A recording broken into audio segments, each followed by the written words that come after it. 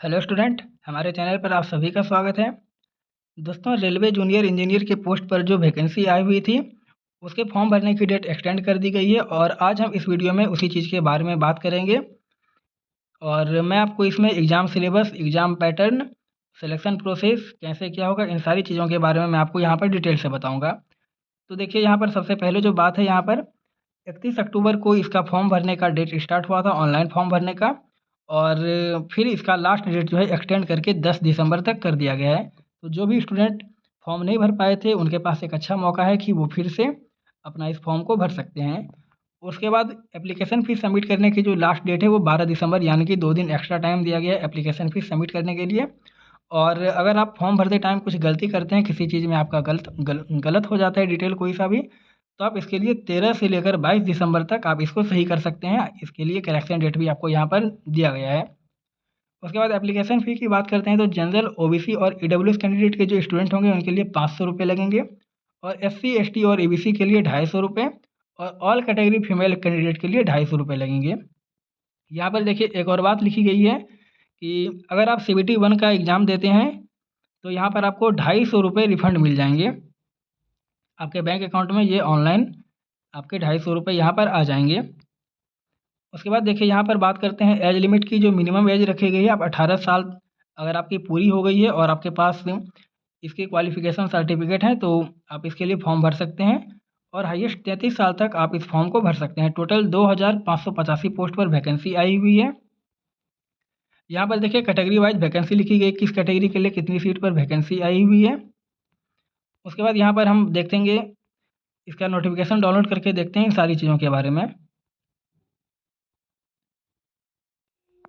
ये हमारा नोटिफ़िकेशन यहाँ पर डाउनलोड हो गया है। यहाँ पर देखिए, जो भी यहाँ पर इम्पोर्टेंट इंस्ट्रक्शन होंगे वो मैं आपको यहाँ पर दिखाता हूँ।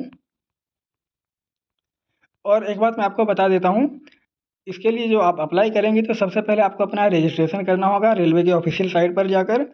आपको रजिस्ट्रेशन करने के लिए आरआरबी का ऑफिशियल साइट वीडियो के डिस्क्रिप्शन बॉक्स में मिल जाएगा। और अगर आपने पहले से रजिस्ट्रेशन कर रखा है तो आपको अपना ईमेल आईडी और पासवर्ड डाल के लॉगिन करने के बाद आप इस फॉर्म को भर सकते हैं। यहाँ पर सबसे पहले देखिए, एज लिमिट के बारे में लिखी गई है और आपका एज कब से काउंट होगा, ये सारी चीज़ों के बारे में लिखी गई है। और सभी कैटेगरी के लिए अलग अलग डेट दी गई है। अब जिस भी कैटेगरी से बिलोंग करते हैं, आपको यहाँ पर नोटिफिकेशन डाउनलोड करके इस डेट को देख लेना है। और आपको कितने वर्ष का छूट दिया गया है, ये भी आपको अच्छे तरीके से पढ़ लेना है। और उसके बाद आपको इस फॉर्म को अप्लाई करना है।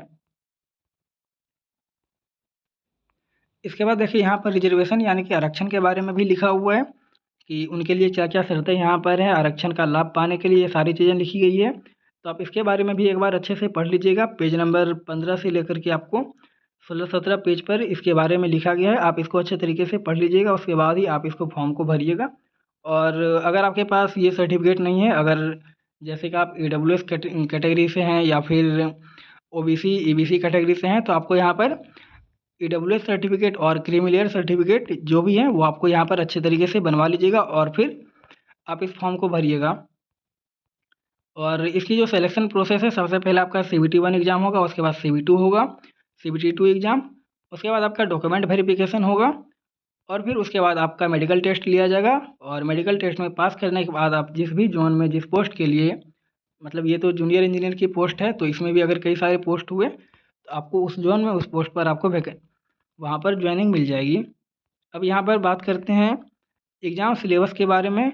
सीबीटी 1 का सबसे पहले जो सीबीटी 1 का एग्ज़ाम होगा उसके बारे में बात करते हैं। यहाँ पर देखिए, पेज नंबर 26 जो है नोटिफिकेशन का पेज नंबर 26, यहाँ पर लिखा हुआ है सबसे पहले आपका सीबीटी 1 एग्ज़ाम, फिर सीबीटी 2 एग्ज़ाम, उसके बाद डॉक्यूमेंट वेरिफिकेशन और उसके बाद मेडिकल टेस्ट लिया जाएगा। और उसके बाद यहाँ पर सीबीटी 1 का जो सिलेबस है वो लिखा गया है। सीबीटी 1 के एग्ज़ाम में 100 क्वेश्चन आपको एग्ज़ाम में देखने को मिलेंगे और इसके लिए आपको 90 मिनट यानी कि 1.5 घंटे का टाइम मिलेगा। और जो पीडब्ल्यूबीडी कैंडिडेट होंगे इन्हें 120 मिनट का टाइम मिलेगा। यहाँ पर देखिए, सीबीटी 1 का जो सिलेबस है ये लिखा हुआ है। आपको यहाँ पर मैथ में इन टॉपिक से प्रश्न पूछे जाएंगे। उसके बाद आपका रीजनिंग है, रीजनिंग में ये सारे टॉपिक्स रहेंगे। और फिर आपका जो जागरूकता है, सामान्य जागरूकता यानी कि जीके जीएस, और फिर आपका साइंस, इसके बारे में यहाँ पर लिखा हुआ है। इसमें से देखिए आपको CBT 1 में मैथ से 30 क्वेश्चन पूछे जाएंगे, उसके बाद रीजनिंग से 25 क्वेश्चन, जीके से 15 क्वेश्चन, साइंस से 30 क्वेश्चन, टोटल आपका 100 मार्क्स का 100 नंबर का एग्जाम होगा। यहाँ पर देखिए 100 मार्क्स का इसमें एग्जाम होगा। और यहाँ पर देखिए सबसे बड़ी बात जो है, इसमें आपका नेगेटिव मार्किंग भी रखा गया है। अगर आपका कोई एक क्वेश्चन गलत होता है तो 0.25 मार्क्स आपका माइनस में चला जाएगा, यानी कि वो कट जाएगा। CBT 1 एग्ज़ाम के बाद आपका CBT 2 एग्ज़ाम होगा। और CBT 2 एग्ज़ाम में भी देखिए यहाँ पर टोटल 150 प्रश्न यानी कि 150 क्वेश्चन रहेंगे, और इसके लिए 120 मिनट यानी कि 2 घंटे का टाइम मिलेगा। और जो PWBD कैंडिडेट हैं उनके लिए 160 मिनट का टाइम मिलेगा। अब यहाँ पर सिलेबस देख लेते हैं कि कौन कौन से टॉपिक से इसमें क्वेश्चन पूछे जाएंगे। तो इसमें भी आपका देखिए सामान्य जागरूकता जो कि आपका जीके होता है, इसमें geography, science, history, political science, ये सारी चीज़ें यहाँ पर पूछे जाएंगे। उसके बाद आपका जो है केमिस्ट्री और फिजिक्स से जो हैं क्वेश्चन पूछे जाएंगे, और इसमें 10th लेवल के क्वेश्चन रहेंगे साइंस में। फिर आपका कंप्यूटर से भी रिलेटेड कुछ क्वेश्चन पूछे जाएंगे, और यहाँ पर ये टॉपिक लिखे हुए हैं कि कौन कौन से टॉपिक से इसमें क्वेश्चन पूछे जाएंगे। उसके बाद आपका जो एनवायरनमेंट है और पोल्यूशन है, इनसे रिलेटेड भी कुछ क्वेश्चन पूछे जाएंगे।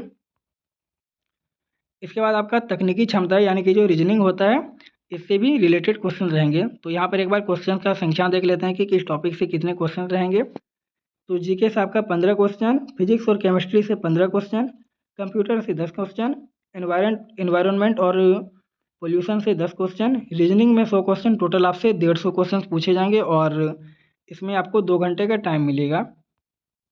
और CBT 2 में भी आपका देखिएगा 1/3 माइनस मार्किंग है। तो इस तरीके से आपको इसे अच्छे तरीके से पढ़ लेना है, सिलेबस के अकॉर्डिंग आपको तैयारी करना है, ताकि आप इस मौके को जाने ना दें और इस वैकेंसी में आपको जॉब लेनी है।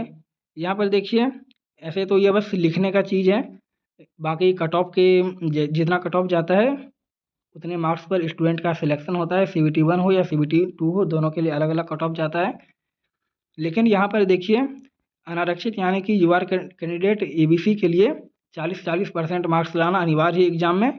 अगर आप उससे कम लाते हैं तो आपका सिलेक्शन नहीं होगा, यानी कि आप इस एग्ज़ाम में पास नहीं कर पाएंगे। और सबसे इम्पोर्टेंट चीज़ जो है वह मैंने आपको नहीं बताया, अभी बता देता हूँ। इसके डिग्री के बारे में कि कौन कौन से डॉक्यूमेंट लगेंगे इसे भरने के लिए, तो वह भी मैं आपको बता देता हूँ। देखिए यहाँ पर पेज नंबर 28 में जो आपका क्वालिफिकेशन सर्टिफिकेट है उसके बारे में लिखा हुआ है। Mechanical engineer, production engineer, engineering, automobile, manufacturing. अगर आपने कोई भी ट्रेड से अगर आपके पास इसका सर्टिफिकेट है, आपने इसका कोर्स किया है, तो आप इसके लिए एलिजिबल हैं। आप इस सर्टिफिकेट के आधार पर इसके लिए अप्लाई कर सकते हैं। तो जो भी सारी इम्पोर्टेंट चीज़ें थी वो मैंने आपको बता दिया। और इसके लिए अप्लाई करने के लिए इसका RRB का ऑफिशियल साइट आपको वीडियो के डिस्क्रिप्शन बॉक्स में उसका लिंक मिल जाएगा। अगर अभी भी आपका कोई डाउट है तो आप कमेंट करके ज़रूर पूछ सकते हैं। बाकी अगर वीडियो अच्छा लगा तो लाइक कीजिएगा, और ऐसे ही इंपॉर्टेंट अपडेट पाने के लिए हमारे चैनल को सब्सक्राइब कीजिएगा।